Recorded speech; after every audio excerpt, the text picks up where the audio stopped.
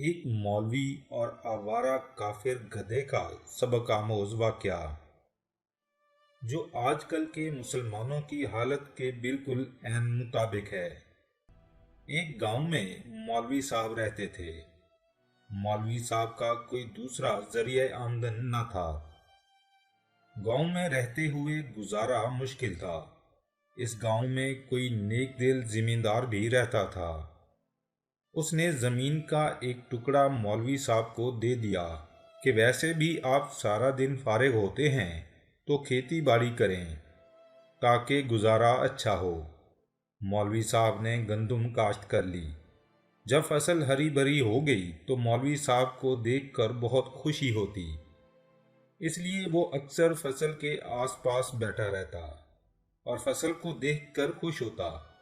لیکن اچانک ایک مصیبت نے اسے آ گھیرا۔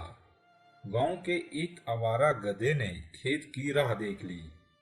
گدھا روزانہ کھیت میں چرنے لگا۔ مولوی صاحب نے چھوٹے موٹے صدقے دیے لیکن گدھا نہیں نکلا۔ پھر مولوی صاحب نے مختلف صورتیں پڑھ پڑھ کر پھونکنا شروع کر دی، لیکن گدھا پھر بھی ٹس سے مس نہ ہوا۔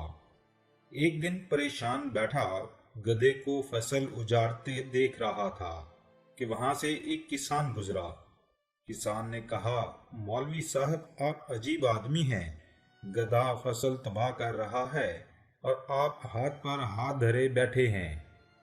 مولوی صاحب نے جواب دیا، جناب ہاتھ پر ہاتھ دھرے کہاں بیٹھا ہوں، ابھی تک ایک مرغی اور ایک بکری کا صدقہ دے چکا ہوں اور کل سے آدھا قرآن شریف پڑھ کر بھی پھونک چکا ہوں، لیکن گدھا ہٹتا ہی نہیں۔ مجھے تو یہ گدھا کافر لگتا ہے جس پر کوئی شے اثر نہیں کرتی۔ کسان کے ہاتھ میں ایک ڈنڈا تھا۔ وہ سیدھا فصل میں گیا اور گدھے کو 2-4 ڈنڈے کس کے مارے تو گدھا فصل سے بھاگ گیا۔ کسان نے کھیت سے باہر آ کر ڈنڈا مولوی صاحب کے حوالے کرتے ہوئے کہا، مولوی صاحب قرآن گدھوں کو بھگانے کے لیے نازل نہیں کیا گیا، بلکہ قرآن انسانوں کے لیے ہدایت ہے کہ وہ اس کے مطابق زندگی گزاریں۔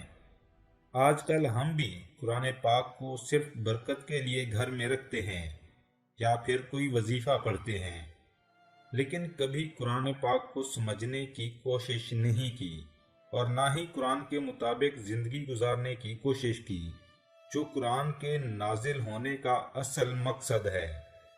قرآن پاک کو سمجھ کر اس کے مطابق زندگی گزاریں۔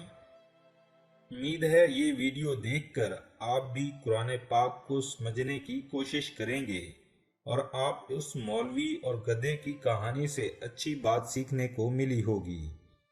ویڈیو کے بارے میں کمنٹ ضرور کیجیے۔ اگر ویڈیو پسند آئی ہو تو اسے لائک کر دیں اور چینل کو سبسکرائب کر دیں۔ شکریہ۔